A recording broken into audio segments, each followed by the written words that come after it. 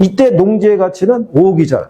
그런데 얘가 용도 지역이 바뀌면서 택지로 바뀌는 거야. 바뀌면 최이호 용이 농사 짓는 게 아닐 거 아니야. 그럼 여기에 만약에 들어서 상가가 들어서 그 상가를 지어서 분양을 하게 되면 분양 수익이 발생하는데 10억이야. 근데 얘를 개발하려면 비용이 들어가. 이거 뺐더니 나머지 순수익이 얼마냐면 4억이에요. 여기다 할인율을 10% 적용하면 이 부지의 가치는 40억이다. 이렇게 해줘야 된다는 거예요. 그러니까 이렇게 판정하려고 그러면 일반인이 아니라 누가? 전문가에 의한 평가가 필요하다고 얘기하는 거예요. 일반인들은 이 변화까지 고려할 수가 있어요, 없어요? 그래서 거기 문장에 보게 되면, 자, 전문적인 지식과 정확한 판단력, 전문적인 지식과 풍부한 경험, 전문가에 의한 최이호 유형을 상정해서 가치를 추계할 필요가 있다. 이렇게 다 명시가 되어 있는 거예요. 무슨 말인지 알겠어요?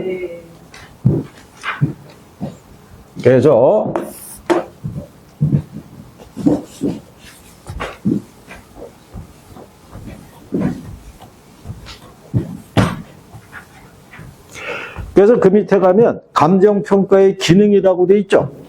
기능이 뭐냐면 역할이에요.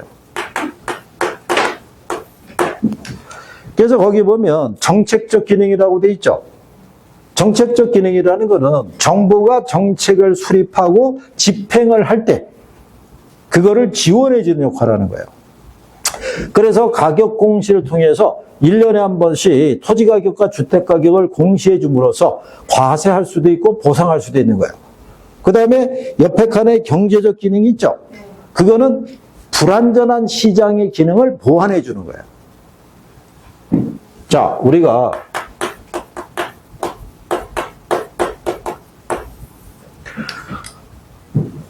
시장론에서 우리가 했는데 짧게 시장의 가장 중요한 역할이 뭐예요? 시장의 가장 중요한 역할. 시장은 어떤 역할을 수행하기 위해서 존재하고 있을까? 이런 얘기예요. 시장은. 시장은.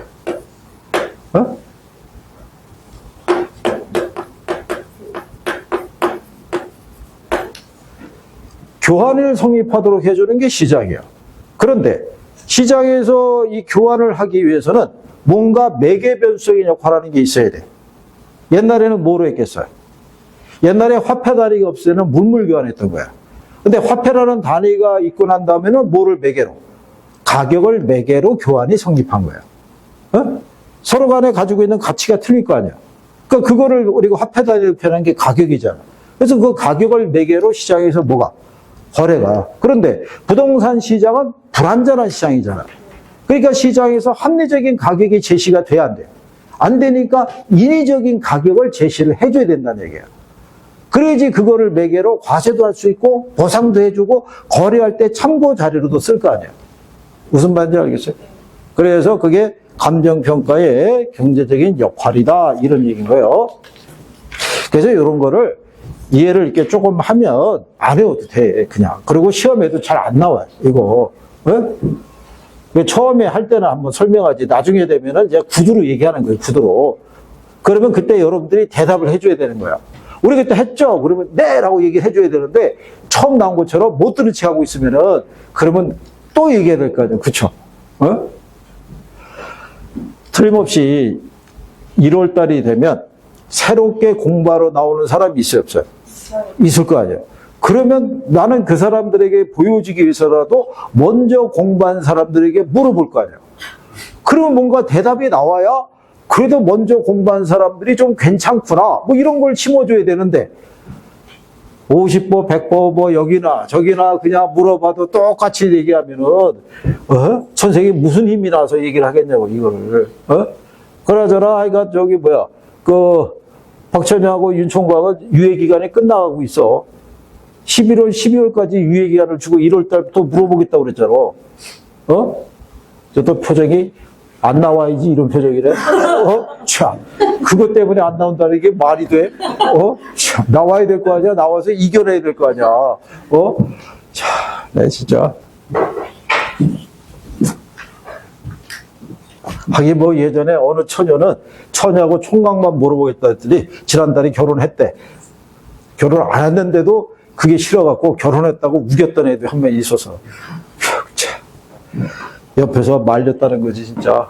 자, 그 다음에 거기 감정평가의 분류라고 있어요. 거기 332페이지 있죠? 에?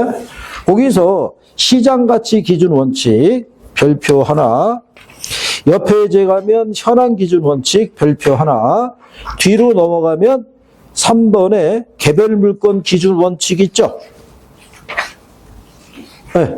요거 세 가지는 알아야 되는 게, 이게 일부 교과서에 가게 되면 뭐 필수적 평가, 임의적 평가, 공익 평가, 이런 거는 안 나와요. 왜 안 나오냐면 이건 감정 평가 규칙에 있는 거예요. 어디에 있는 거다? 규칙에. 그래서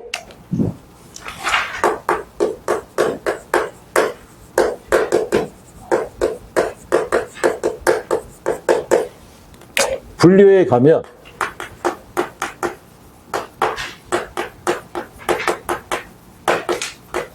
시장가치 기준 원칙이라는 게 있고요.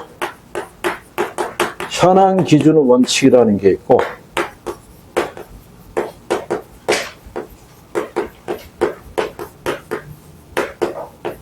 이게 감정평가에 관한 규칙 5조, 6조, 7조에 명시가 되어 있는 거예요.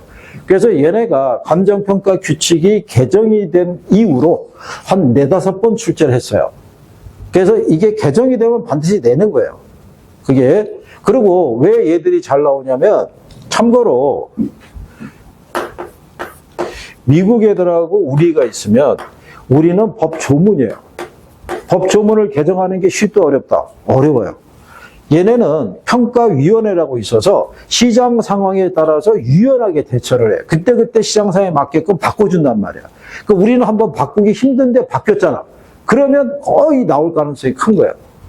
그러니까 선생님이 그러면 별표를 해주는 거예요. 꼭 기억을 해야 된다. 그러면 여기 보면 시장가치 기준 원칙이에요. 그래서 뭐라고 해놨냐면 대상 물건에 대한 감정평가액은 무슨 가치를 기준으로 결정한다? 시장가치를. 그러면 얘가 왜 기본이냐면 우리가 이제 이렇게 얘기하는 거예요.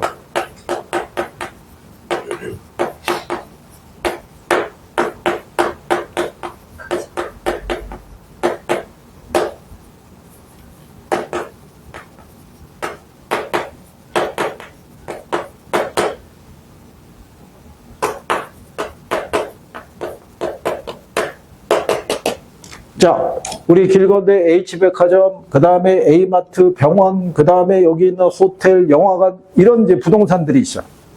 여기 시장성이 있어, 없어? 시장성이. 얘들 시장성이 있어, 없어? 시장성이 없다고. 참고로, 얘가 매물로 나왔어. 우리 살 수 있다, 없다?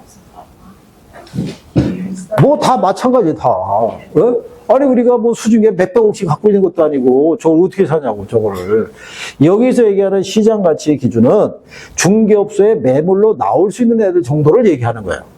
그리고 저 정도의 물건은 중개업소에 매물로 나와요, 안 나와요? 안 나오지. 중개업자가 저걸 어떻게 저기를 하겠어. 약간 고가의 부동산들도 중개업소에 매물로 안 나와요. 자기들끼리 거래하는 경우도 많다고.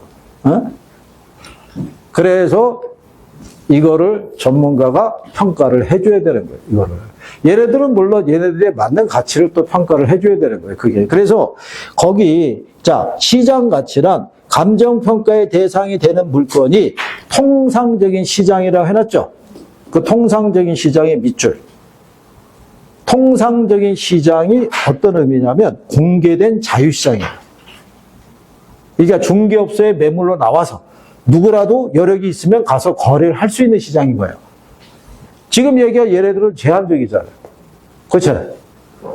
그리고 거기 보면, 자, 충분한 기간 거래를 위해서 공개된 후에 대상 물건에 내용한 정통한 당사자 사이에 신중하고 자발적인 거래가 있을 때, 거기 성립될서부터 밑줄, 성립될 가능성이 가장 높다고 인정되는 대상 물건의 가액이에요.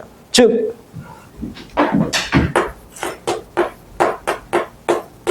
이러면 틀리는 거예요? 네. 최고 가액이라면 틀리다. 가장 비싼 금액이다 이러면 틀리단 말이에요. 이 가격 수준에서 가장 거래 빈도가 가장 많이 나타날 수 있는 거를 얘기하는 거예요. 그거 두 가지가 시장 가치가 기본적으로.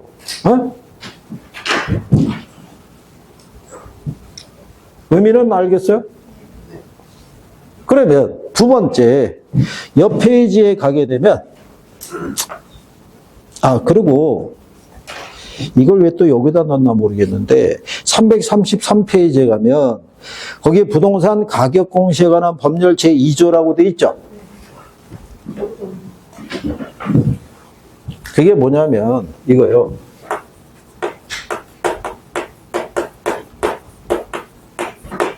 자, 미국 애들의 원문상에는 마켓밸류라고 돼 있어요. 마켓밸류를 직역하면 뭐예요? 시장 가치 하죠. 이거를 우리나라는 이원화가 돼 있어요. 감정평가 규칙에서는 시장 가치를 구하는 거고, 부동산 가격 공시에 관한 법률에서는 적정 가격을 구하는 거예요. 이원화가 돼 있어. 우리나라만 분류가 돼 있다고요. 원문은 똑같아. 원문은. 그리고 둘 다 공통적인 게 뭐냐면 통상적인 시장이라는 건 둘 다 똑같아. 거기도 자, 적정 가격이란 토지 및 비주거용 부동산에 대해서 통상적인 시장에서 이렇게 돼 있잖아요. 그래서 얘네가 각각 한 번씩 한정된 시장 이렇게 나와서 틀리게 한 번씩 나왔어요. 무슨 말인지 알겠어요, 일단?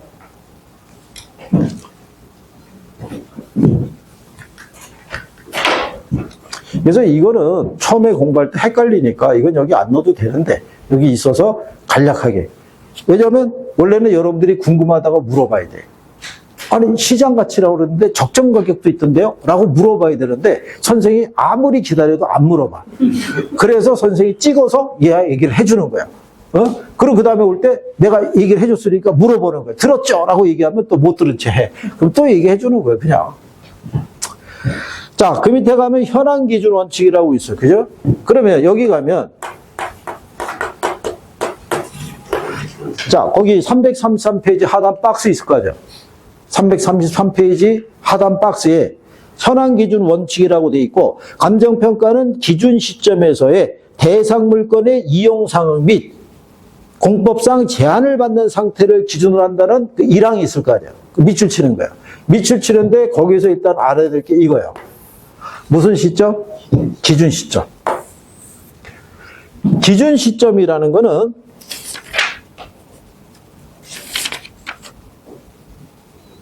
여기가 자 336페이지 가보세요.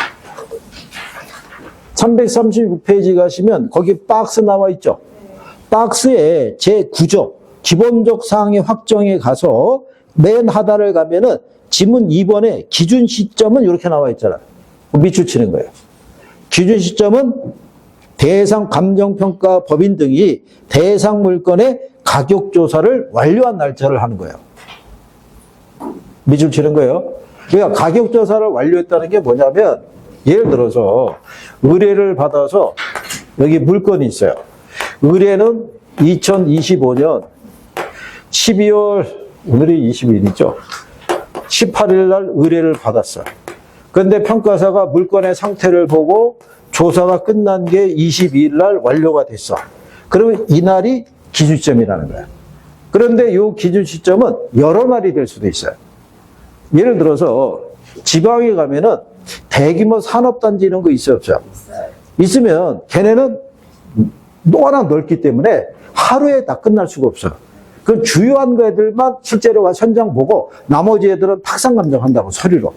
그러면 한 이틀 걸릴 수 있어요, 없어요? 그러면 21일에서부터 22일까지 해서 요 끝날 날이 완료한 날짜를 기준 시점이라고 얘기하는 거예요. 그래서 기준점 현재라고 얘기했을 때, 그래서 여기를 기준으로 가치를 평가하도록 돼 있어요. 그때 다만 이때 일시적인 이용이거나 불법적인 이용은 안 돼. 감정평가상에서는 현재 이용이 앞으로도 계속 유지될 것을 전제로 평가하는 거예요. 평가 끝나고 다음 달이면 철거할 이런 거를 기준으로 평가하는 건 아닌 거예요. 그러면 감정평가 법인은 50에서 100년 후 있죠. 이 상태를 기준으로 평가할 수 있어요, 없어요? 이 물건의 50년 뒤, 100년 뒤를 기준해서 평가할 수 있다, 없다?